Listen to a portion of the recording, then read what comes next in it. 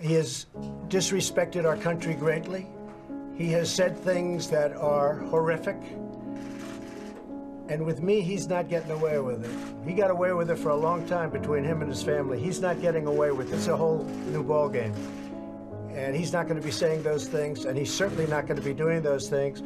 I read about we're in Guam by August 15th. Let's see what he does with Guam. He does something in Guam. It will be an event the likes of which nobody's seen before, what will happen in North Korea. And when you say that, what do you mean? You'll see, and he'll see. He will see. It's not a dare, it's a statement.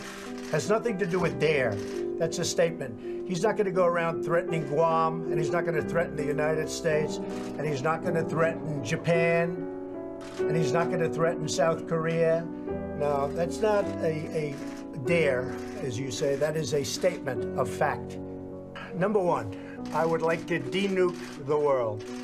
I know that President Obama said global warming is the biggest threat. I totally disagree. I say that it's a simple one. Nuclear is our greatest threat worldwide. Not even a question, not even close. So I'd like to de-nuke the world. I would like Russia and the United States and China and Pakistan and many other countries that have nuclear weapons, get rid of them. But until such time as they do, we will be the most powerful nuclear nation on Earth by far. The first order I gave to my generals, as you know, Mike, my first order was I want our nuclear arsenal to be the biggest and the finest in the world. And we spent a lot of money, a lot of time, and a lot of effort. And it's in tip-top shape and getting better and getting stronger. And until such time as this scourge disappears, we will be so much better and so much stronger than anybody else. And nobody, including North Korea, is going to be threatening us with anything. And frankly, the people that were questioning that statement, was it too tough? Maybe it wasn't tough enough. They've been doing this to our country for a long time, for many years. And it's about time that somebody stuck up for the people of this country and for the people of other countries. So, if anything, maybe that statement wasn't tough enough. And we're backed by 100% by our military.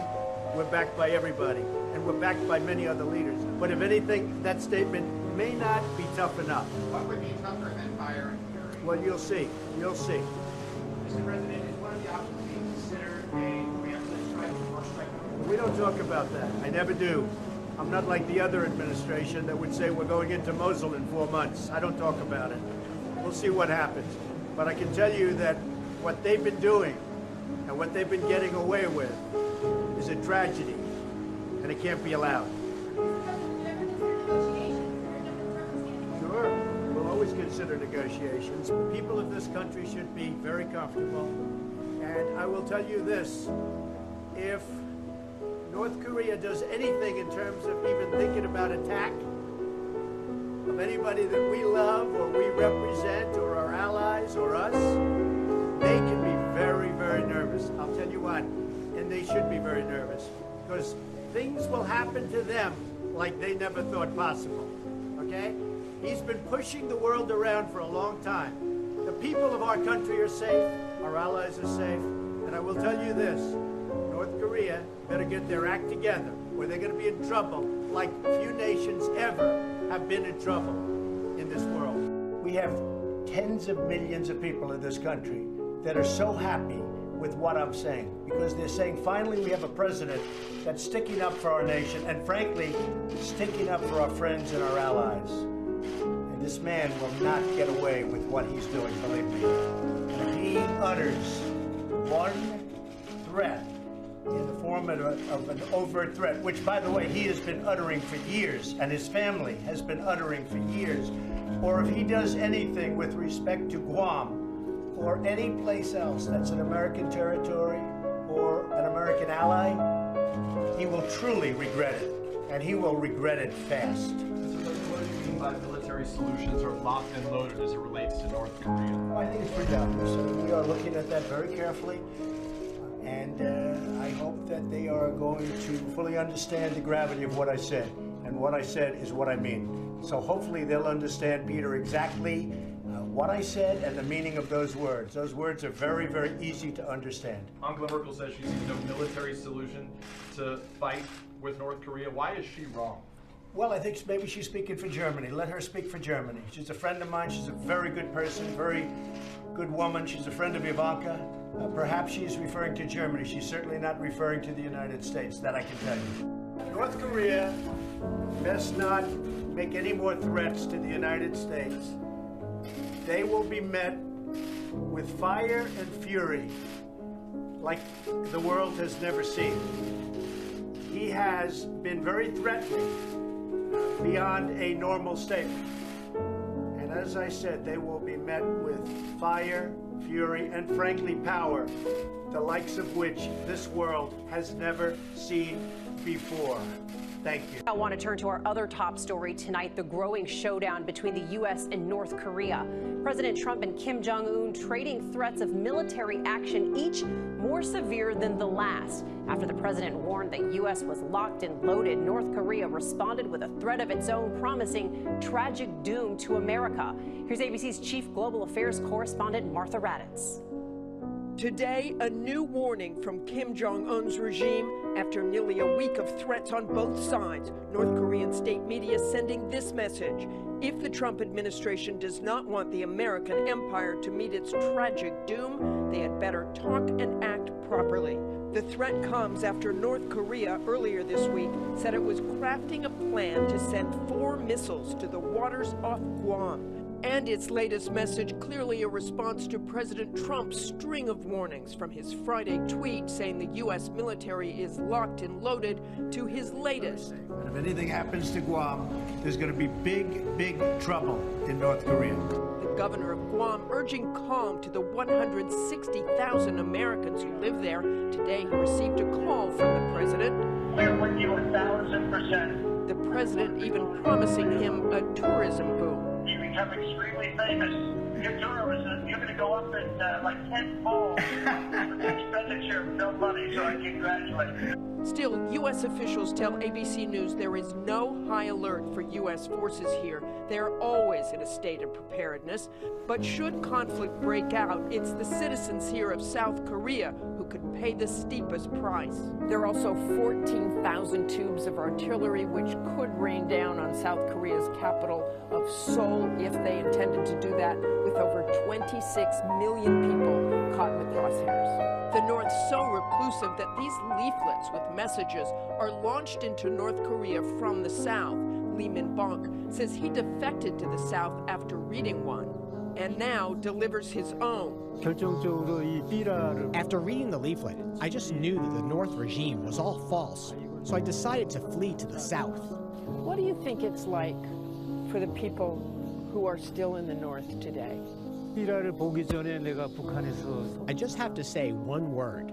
It is slavery, mentally and physically. What you can see from this observation point is really just propaganda. Across the river, North Korea, you can see some apartment buildings, some other structures, but if you look through those observation glasses, you can see they're all fake.